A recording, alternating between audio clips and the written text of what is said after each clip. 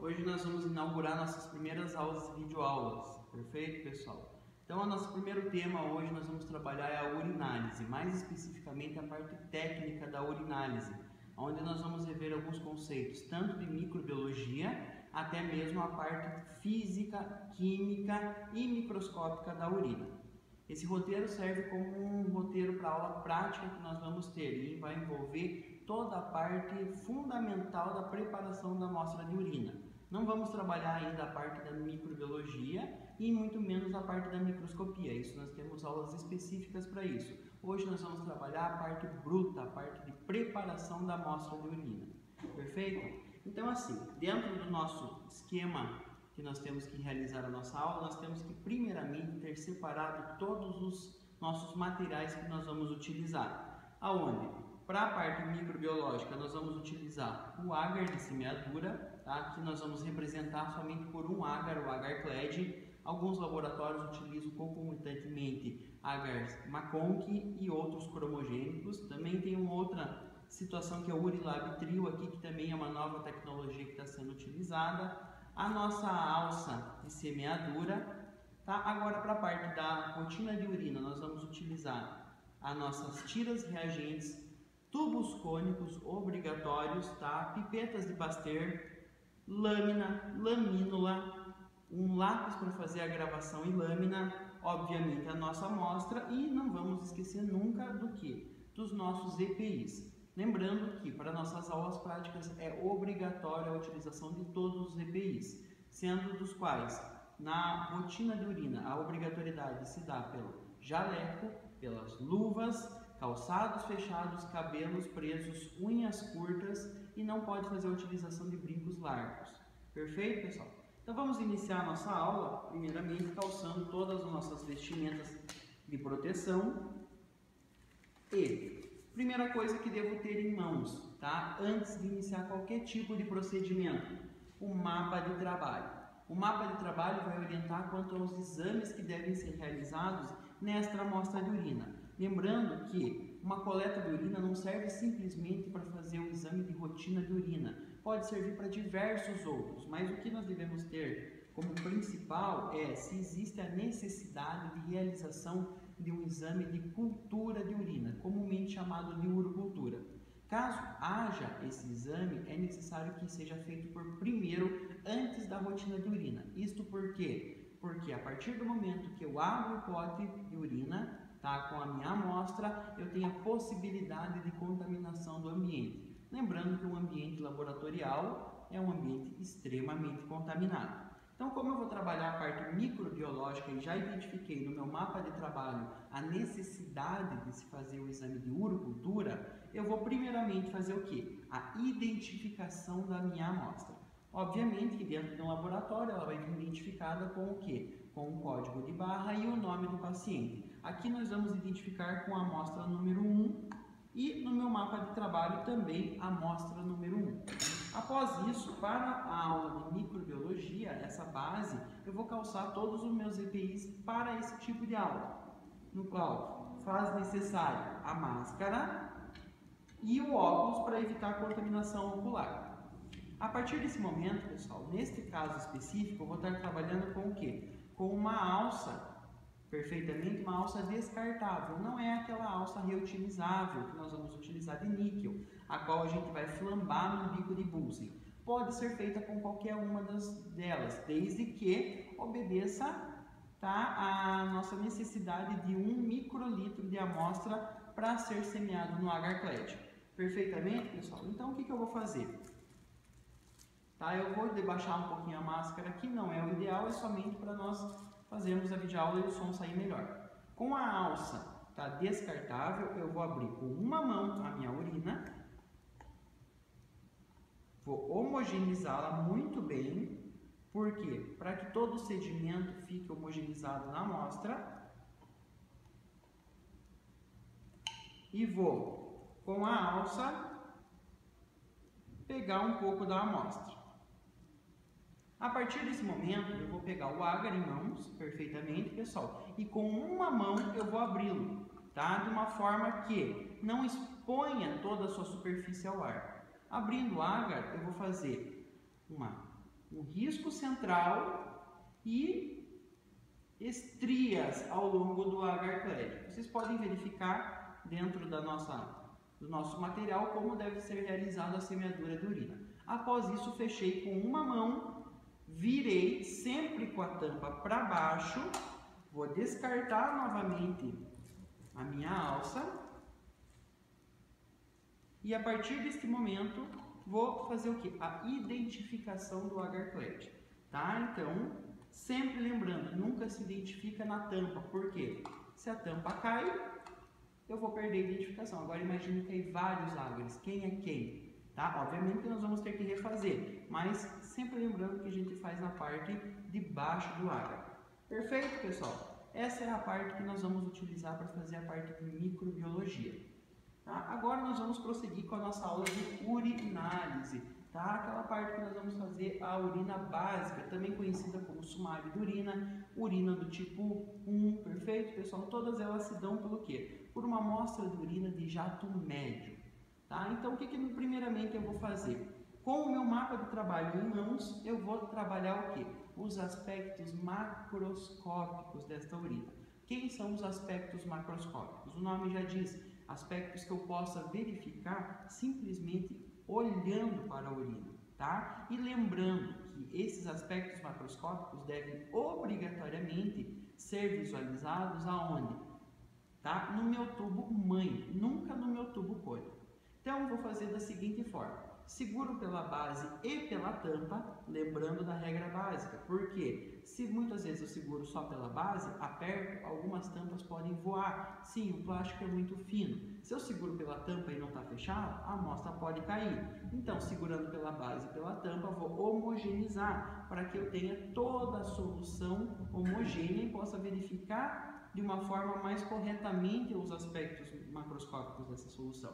Verificando aqui essa amostra, pessoal, eu vou verificar parâmetros como, primeiro, cor.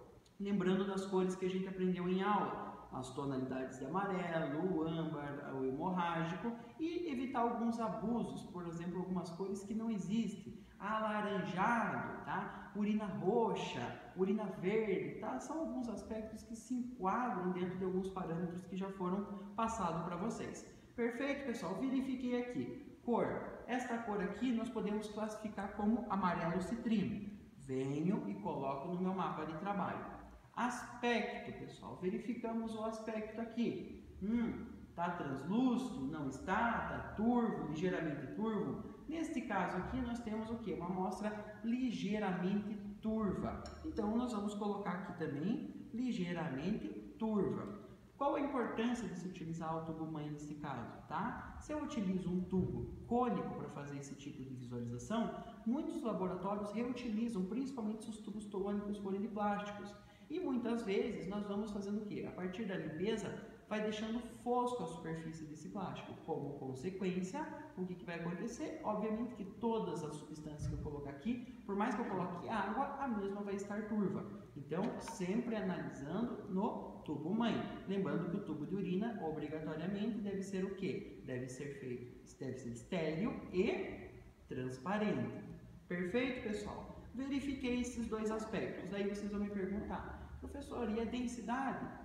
Tá? A densidade hoje não é mais utilizada no aspecto físico macroscópico. Hoje ela é considerada um aspecto químico. O que mudou de um tempo para cá? Tá? Antigamente a densidade era feita no densímetro, tá? Ou urodensímetro, dependendo de como nós colocamos a colocação. Hoje não é mais utilizada. Hoje ela é utilizada aqui, ó, juntamente com as tiras reagentes, o que enquadra ela nos aspectos químicos, tá? Porque a partir de reações químicas colorimétricas que nós vamos conseguir verificar a densidade desta urina.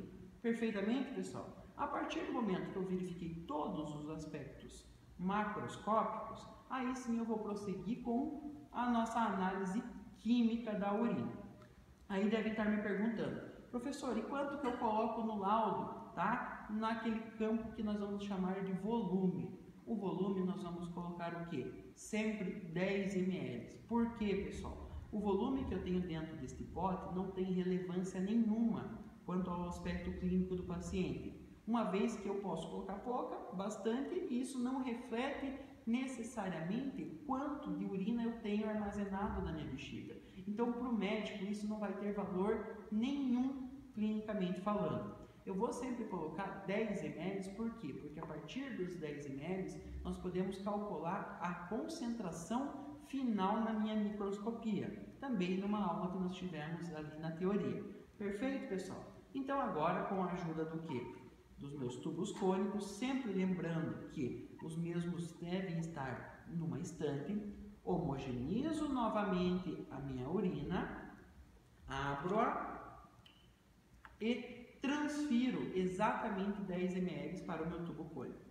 É importante também, além da concentração final na microscopia, mantermos o volume sempre de 10 ml a fim do quê? Da gente equilibrar na minha centrífuga, tá, pessoal? Então, temos lá uma urina 10 ml em tubo cônico. A partir deste momento, agora eu vou trabalhar com as tiras reagentes. Perfeito, pessoal? Na qual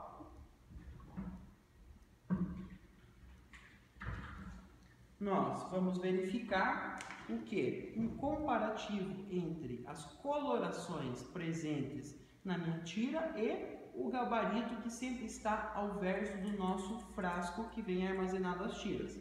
Como que eu realizo esse procedimento?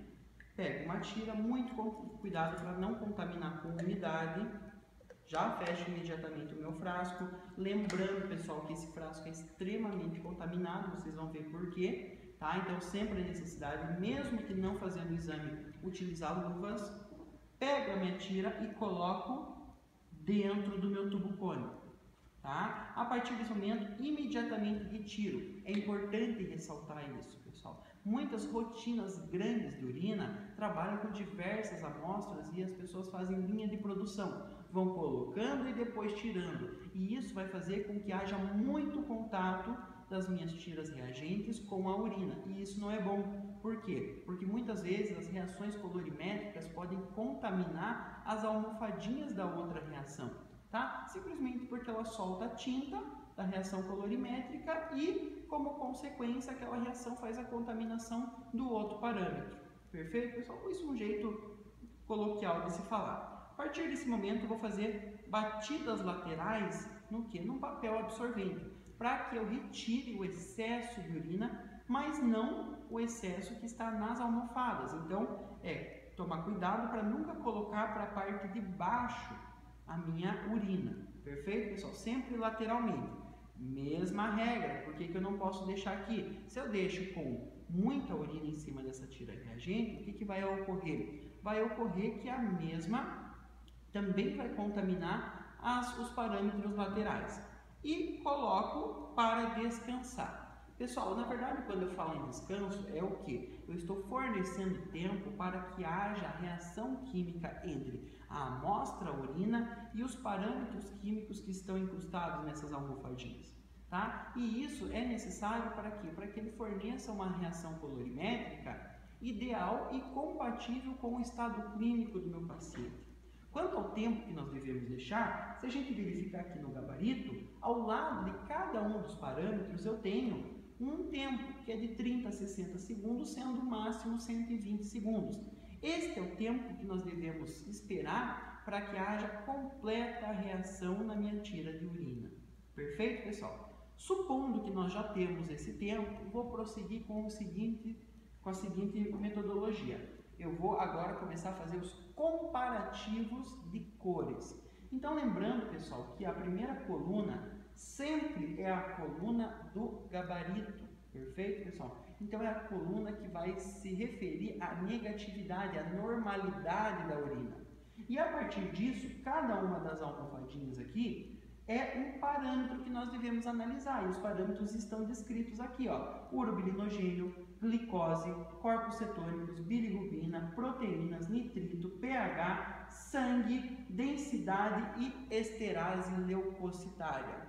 E o que eu vou fazer agora? Simplesmente eu verifico qual a cor da minha reação colorimétrica é mais compatível com o gabarito. Verifiquei, achei a cor compatível, simplesmente vou fazer o quê? Embaixo da cor eu vou ter qual é a quantificação desta cor.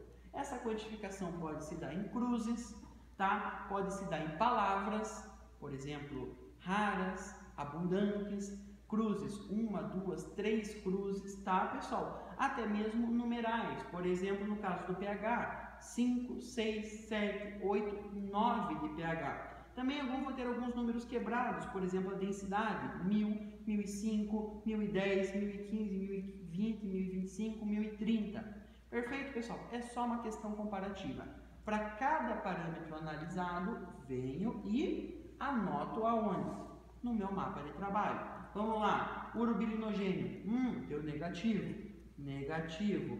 Glicose, negativo, negativo. E assim realizo para todos os demais parâmetros. Pessoal, a partir desse momento nós vamos finalizar o quê? Os aspectos químicos. Lembrando dois aspectos importantes aqui. Hemoglobina e eritrócitos, que é o mesmo, pessoal, e os leucócitos.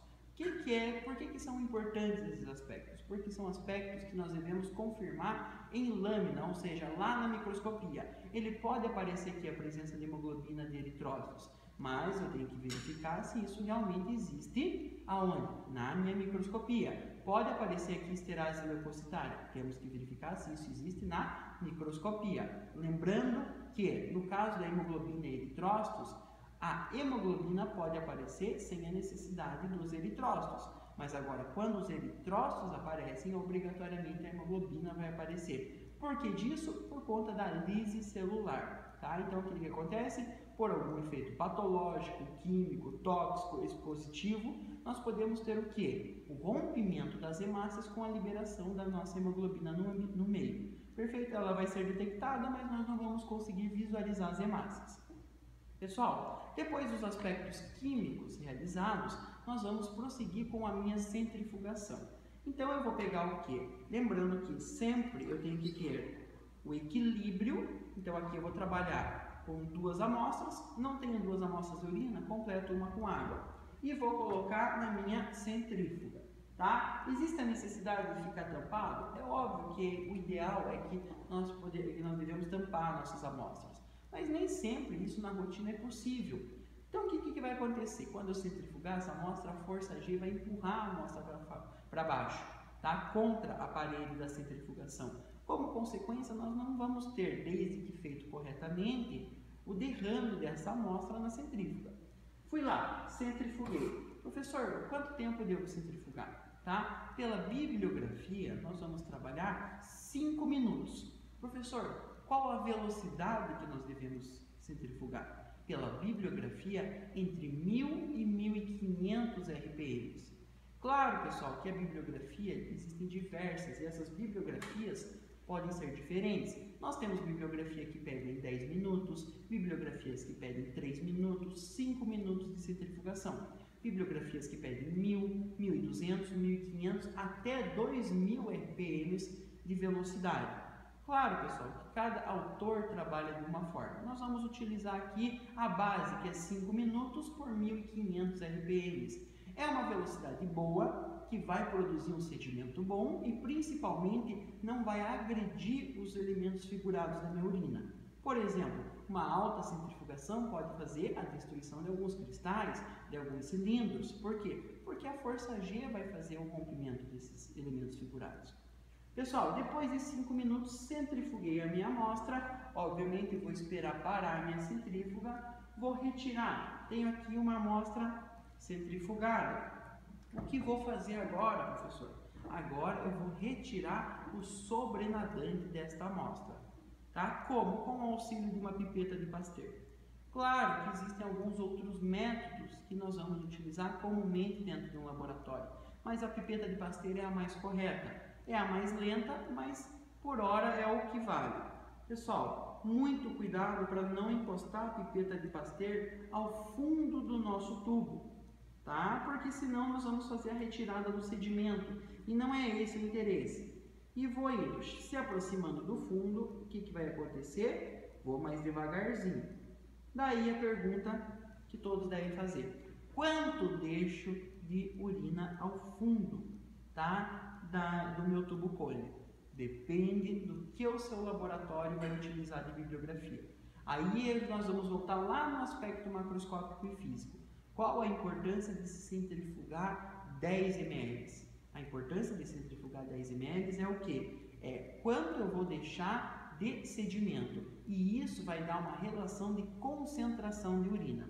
Alguns laboratórios, alguns autores falam que eu devo deixar 1 ml de urina no final. Ou seja, 1 ml em 10 eu vou concentrar 10 vezes esse sedimento. Alguns autores falam que eu devo deixar meio ml ou 500 microlitros, o que eu farei a concentração de 50 vezes. Perfeito, pessoal? E também eu tenho, desculpa, de 20 vezes. E também eu tenho outros autores que pedem concentrações de até 50 vezes. Tudo vai depender de quanto eu devo deixar, tá, de sedimento. Especificamente nesse caso, eu estou deixando meio ml. É o que eu trabalho, é o que o autor que nós utilizamos para fazer essa videoaula trabalha. Perfeito? Mas lembrando que quem define isso é o laboratório. Também é importante ressaltar, pessoal, que isso deve ser padronizado entre todos os operadores do seu laboratório. Por quê?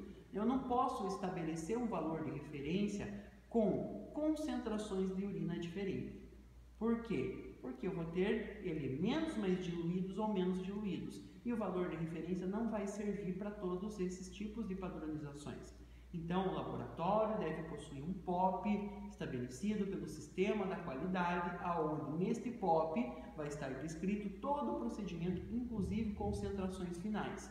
10 vezes, 20 vezes, 50 vezes, 100 vezes. Perfeito, pessoal? E todos os funcionários devem seguir este POP. A partir desse momento, pessoal, eu já terminei meus aspectos físicos, os meus aspectos químicos, eu vou prosseguir com o quê? Com os meus aspectos microscópicos. A aula hoje vai encerrar nesses aspectos, então nós vamos lá até qual parte? Até a parte da produção da lâmina. A partir desse momento, pessoal, como é que eu faço a produção dessa lâmina? Então essa lâmina vai analisar o quê? Ela vai analisar exatamente o quê? O sedimento urinário. Perfeito? Então o que eu vou fazer, pessoal? Primeiramente, eu tenho que homogeneizar, porque esse sedimento está todo aderido ao fundo do meu tubo cônico. Isso devido à força G que foi feita pela nossa centrífuga. Como que eu vou homogeneizar? Suaves, tá? Movimentos laterais. Esta é a forma correta de se homogeneizar. Jamais batendo contra superfícies duras, jamais utilizando as nossas estanques para fazer a homogenização. Por quê? É muito comum acontecer isso em laboratórios. Não vamos esquecer, pessoal, que se eu faço esses movimentos bruscos, esses movimentos podem fazer o quê? A destruição dos elementos figurados. Por exemplo, falando de células, nós podemos fazer o quê? O rompimento das nossas hemácias, como consequência, a liberação de hemoglobina no ambiente. Perfeito, pessoal? Falando em outros elementos, a quebra de alguns cristais, principalmente ácido úrico, muito comum, tá? A destruição de alguns cilindros, principalmente cilindro hialino.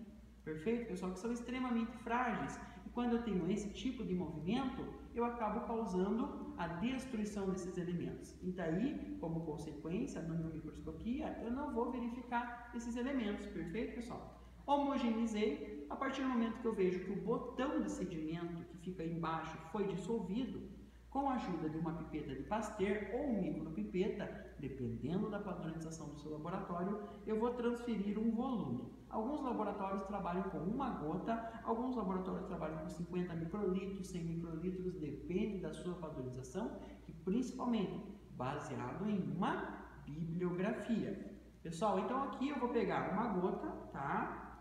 Esse sedimento, e vou pegar uma lâmina. Vou transferir essa gota bem ao centro. Perfeito, pessoal? Não é um volume padronizado, temos ciência disso, mas é só para fins demonstrativos. E depois disso, pessoal, eu vou pegar uma lamínula.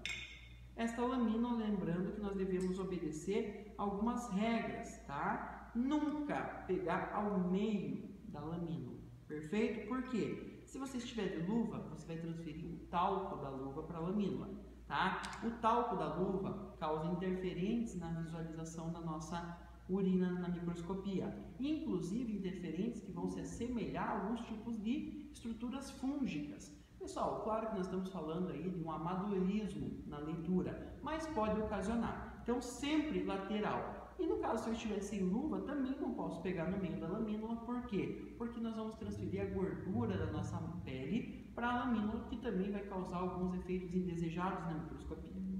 Pegando a minha lâmina agora com esta gotinha de urina, a 45 graus eu vou depositar a minha lamínula. Por que 45 eu não posso jogar? Não, porque se eu coloco, tá, a lamínula na horizontal, eu vou provocar bolhas nessa amostra. Tá? Então a 45 graus eu vou empurrar o ar para fora e prontinho. Neste exato momento eu tenho o quê? Uma lâmina de urinálise. Lembrando que esta lâmina deve também estar identificada para que nós tenhamos o quê? Sempre a exatidão do paciente que nós estamos analisando. Pessoal, aqui é um exemplo básico do que nós devemos realizar na nossa aula técnica, na nossa aula prática de urinálise. Não vamos nos aprofundar em alguns elementos. Também devemos ter em mente que o quê? Que das padronizações que nós realizamos aqui, nós pegamos uma das padronizações. Diversos laboratórios trabalham com diversos autores, padronizações e bibliografias diferentes. Então, nós devemos considerar sempre o que o nosso laboratório estabelece, para que nós tenhamos sempre uma exatidão dos resultados. Diferenças que nós podemos ter aqui: automação na tira de urina, perfeito, pessoal? Diferenças na coloração, diferenças no volume, diferenças na pipetagem, posso utilizar micropipeta, posso utilizar o que? Lamínula, posso utilizar Cassel, posso utilizar câmara de Neubauer. Tudo isso são padronizações diferentes que vão chegar em resultados aproximados. Obviamente que alguns mais precisos, outros menos precisos. Mas o que leva em conta? Sempre o fator qualidade e, obviamente, nós também temos o fator econômico dentro desses procedimentos. Pessoal, espero que vocês aproveitem e utilizem esta aula para ter uma base no que nós vamos realizar nas aulas práticas e principalmente utilizem essa aula para quê? Para que na vida de vocês estabelecemos alguns procedimentos corretos, tá? Sempre tendo o espírito crítico do que é correto, do que é usual e principalmente do que é incorreto e não se deve fazer, para que nosso paciente tenha, obviamente, um diagnóstico correto, uma exatidão nos resultados e isso vai levar a um tratamento mais eficaz por conta da equipe médica. Espero que vocês tenham aproveitado esse vídeo, tá? Em breve nós faremos mais vídeos. Obrigado!